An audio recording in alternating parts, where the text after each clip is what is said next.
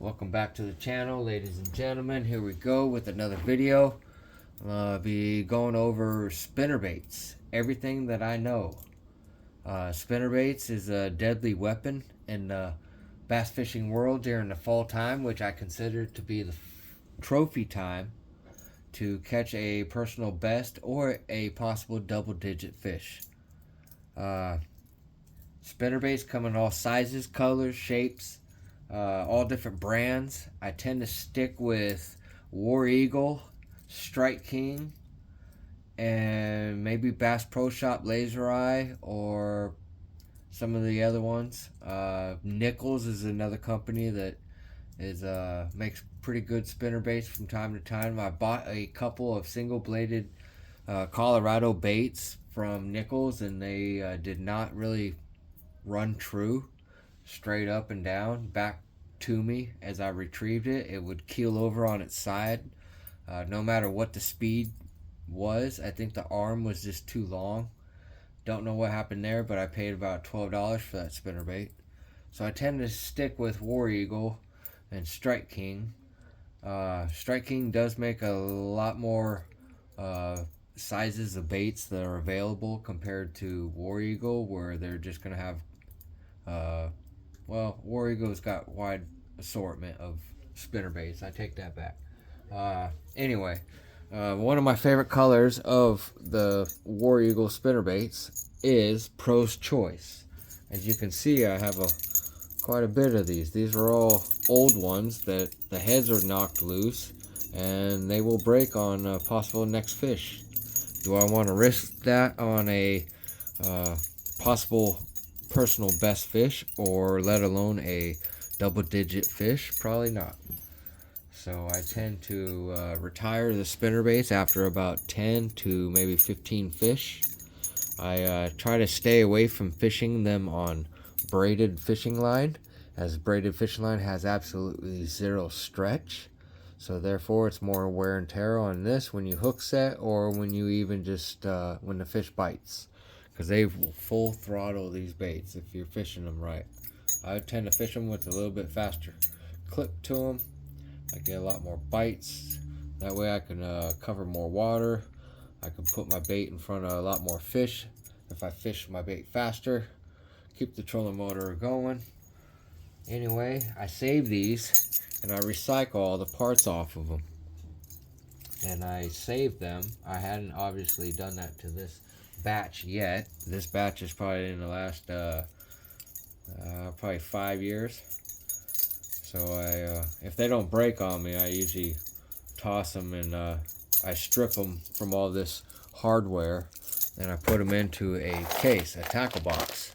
I'm able to make a spinnerbait with any kind of blade combination that I need to, whether it's a double willow, whether it's tandem, whether it's a double Colorado, whether it's the big blades like a 5 and 6 Colorado on a 1/2 ounce body or a 3/8 body. The possibilities are endless. This is a, let's see, a War Eagle Get 5 Quick. Mike McClellan actually made this spinnerbait. It is a deadly spinnerbait. I fish it on 12-pound fluorocarbon, a medium action rod, a little bit less of a setup than I normally do for a spinnerbait. This weighs 5/16 of an ounce. The color was Sexy Shad, I think it was. It is just a killer bait. I put a 3/0 trailer hook on it. This one's obviously going to break because I caught a lot of fish on it already, and they've knocked the snot out of it. The blade's already fading. It's got a little turtleback type of a blade on it, so these are super handy. Usually what I start the season off is with a 5/16 ounce Get 5 Quick. War Eagle is the name of the spinnerbait company. Just use a normal 3/0 trailer hook, free swinging. Do not put that thing over this eye and have it stationary. Wherever that goes, you're going to have more snags doing that. You want this free swinging like this. Wherever this spinnerbait goes, that thing follows it. It's a good little tip for you guys. As far as the colors, I do like the Pro's Choice. It is an outstanding color. Usually in clearer water, I'm going to move my bait a little bit faster, so I'm going to tend to use the double willow. When I use the double Colorado, it's better in, let's say, like slightly stained water. The small Colorado to the long Indiana type blades, I like to use in colder water, as well as just the single Colorado. This is a bait that Swimbait 58 got off of a guy's lot on eBay. I have yet to catch a fish on it. I have yet to fully commit to it. But you could play with all the different combinations of spinner baits here. Strike King makes the burner spinner bait, which the blades are really small. They're called razor blades. Super small, half ounce, meant to be burnt, and a smallmouth killer. Even largemouth will throttle this. But I use those for smallmouth, and then I recycle the blades, and I'm able to use that for my conversion for the magnum size underspin. As you can see, that is a razor blade on there from an old Strike King burner spinnerbait. This is old school. I used to go to Walmart when I first picked up the bass fishing habit in Texas, East Texas to be specific. I have fished Sam Rayburn, Lake Tyler, Lake Martin over in East Texas, along with Lake Nacogdoches, Browns Lake, a bunch of those lakes over there in East Texas. You can just, this is a War Eagle single bladed. War Eagle has a lot of different stuff you can go with. But what I'm wanting to show you guys is that Walmart has these $1 spinner baits. And I kid you not, I used to fish these quite a bit when I first was starting out. They're trashy spinner baits, but they still teach you how to fish a spinner bait, and you don't have to spend an arm and a leg to get what you need from it. I've seen people tear fish up with these. They make a chartreuse color with a single bladed willow leaf, and I don't seem to see one there. I don't have one there. But anyway, that's where I used to steal most of my hardware.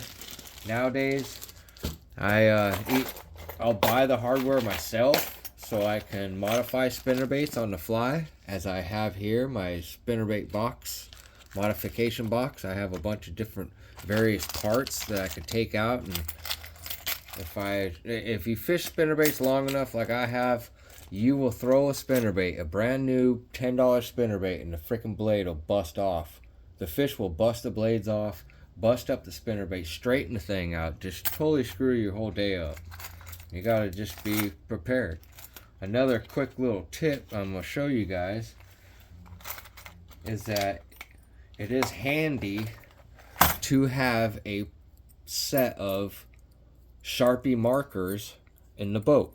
As you can see, this was on a Strike King Banshee spinnerbait, which I was able to find at Dick's Sporting Goods years ago.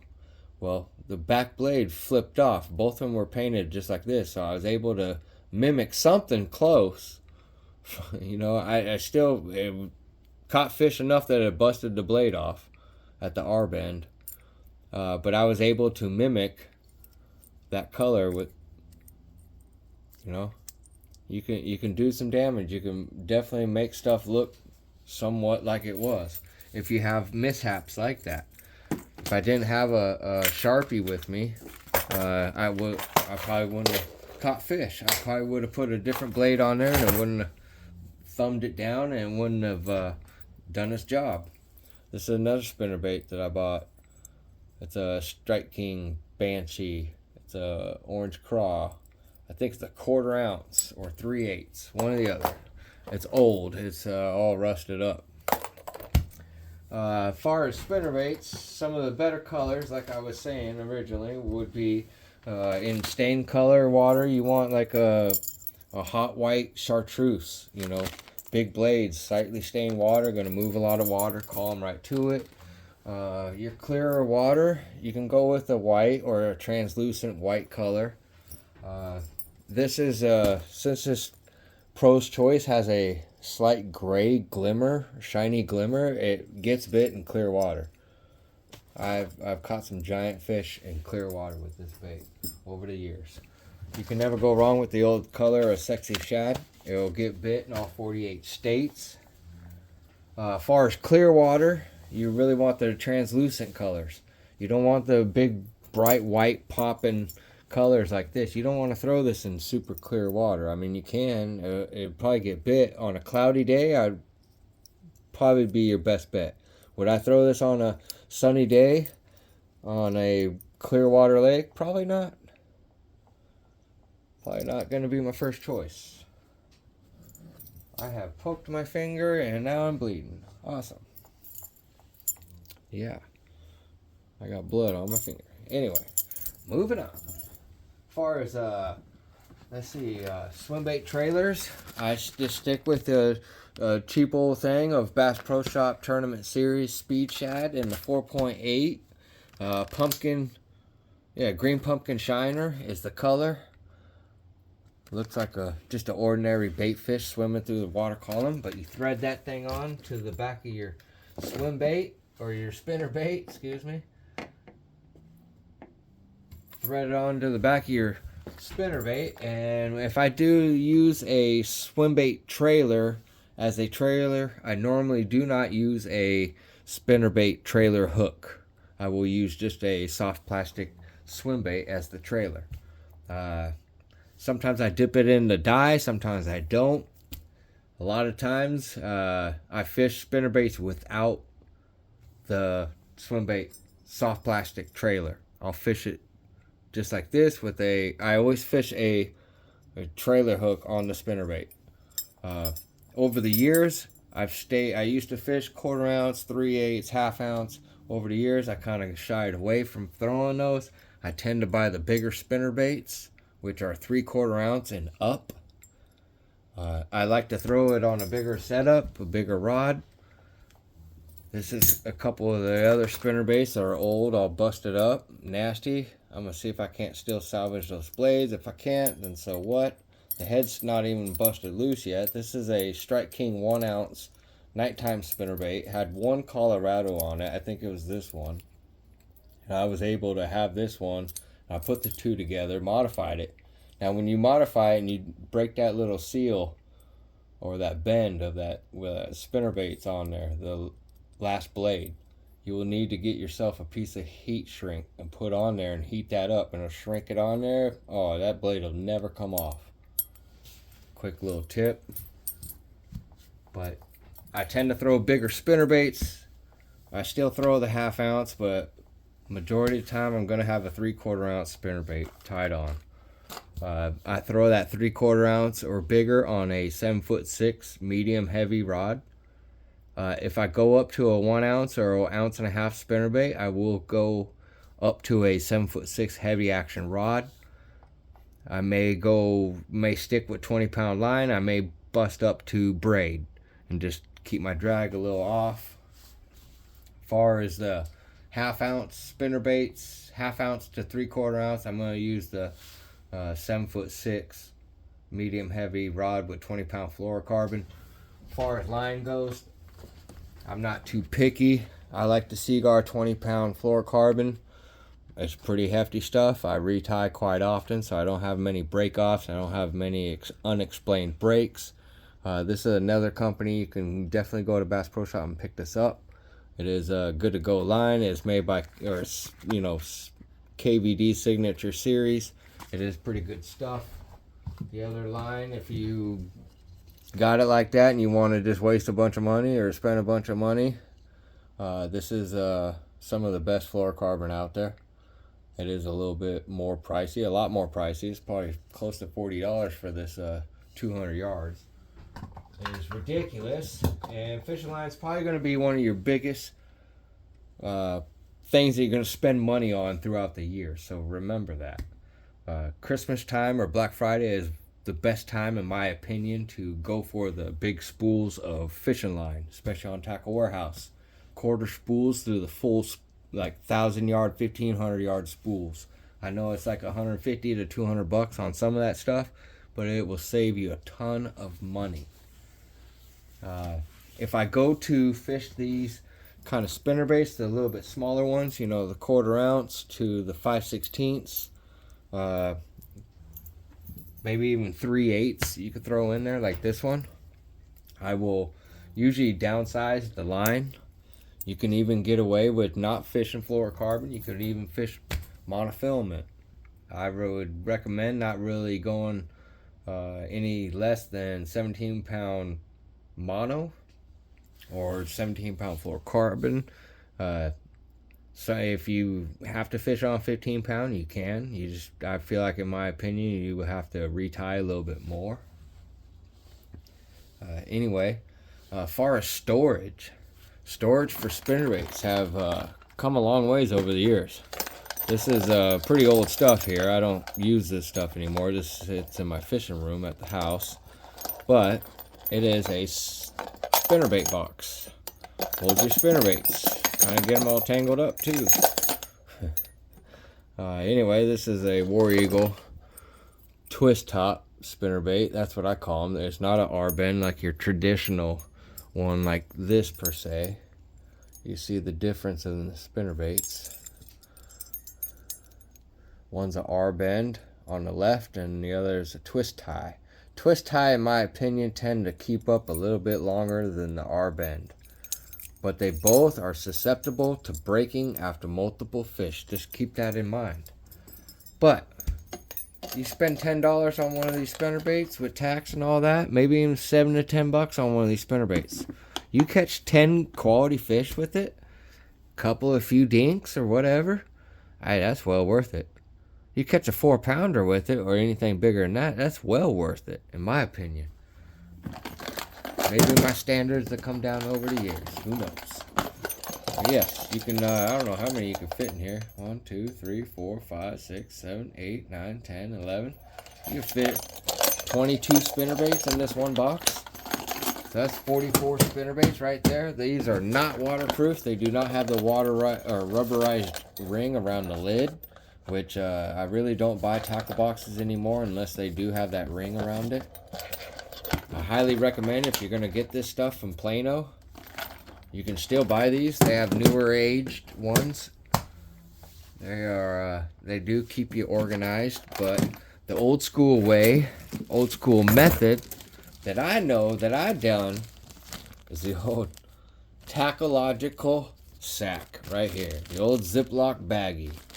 Whether it's the actual little zipper or just the old zip close. You can fit about 10 spinnerbaits in here. Keeps them from getting all hooked up and hooking you for the most part. I highly recommend not getting the thin sandwich bags. If you're going to go with the sandwich bag method, I highly recommend picking up the freezer version of the sandwich bag, like a freezer quart. Those bags last a lot longer. They're thicker. They don't get punctured with the spinnerbaits, but you can throw about 10 spinnerbaits in each one of these. Just make sure there's no water or moisture inside there, and they should be good. That'll keep them from getting wet. That's the old school way with the spinnerbaits. For spinnerbaits that are about 1/2 ounce, you can easily go with a Vengeance, a Boo Garcia next generation, 7-foot medium heavy rod, just your basic all around fishing rod. I do like a Boo Garcia. This is the Vendetta next generation.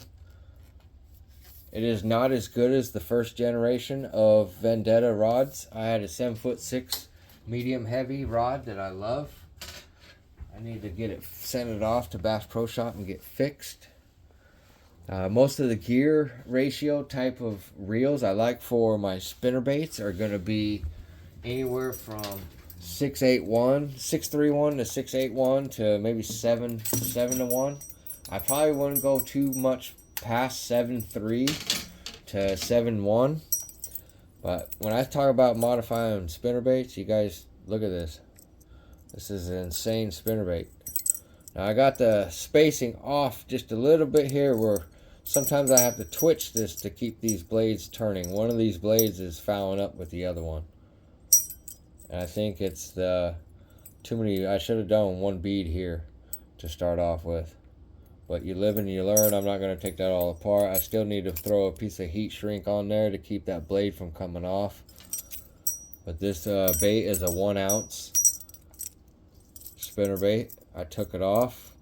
Took off the blades. 1 ounce razor blade is a burner spinner bait. It was designed for deep water. So I took that off and I put on those 3 willow leaf. I made it into a giant bluegill. I fished that on 7'6" medium heavy rod, 20-pound fluorocarbon. I will not throw it without a 3/0 trailer hook. And yeah, if I do use the soft plastic trailers on the end of the spinnerbaits, I do not use the trailer hooks, but I will super glue the head of the spinnerbait or soft plastic trailer to the spinnerbait, just to keep it from wanting to slide down. This was another one of my mistakes over the years. I did this probably 2 years ago or maybe 3 years ago. Time flies. Anyway, it's one of those little boxes you can get at Walmart for school supplies. I drilled holes on the bottom of it so that when I could put all my spinnerbaits in there, all the water and moisture would drain out, but it never did. So it was an epic fail. Cost me a little bit of money with all this, but it is what it is. You live and learn through the years. You will go through a lot of these spinnerbaits, I tell you that straight up. But yes, there's so many different modifications you can do with spinnerbaits. I highly suggest, if you have time, to look on eBay for some Kevin Van Dam related DVDs on throwing spinnerbaits. And yes, I said DVDs. Maybe you can even find that stuff on social media like YouTube. Maybe you can. Don't know. But it is very important information that a spinnerbait enthusiast needs to know. It will only help you, because that is the man, the myth, the legend at the spinnerbait. When everybody else in the early 90s was fishing jigs and dragging worms and maybe throwing a crankbait, here was this guy chucking and whining a big old spinnerbait and winning tournament after tournament. Dude's like the Michael Jordan of bass fishing. Anyway, that's about going to be it for the video for today. Hit that thumbs up, hit the like button. Helps out my channel. If you're not subscribed, hit the subscribe button.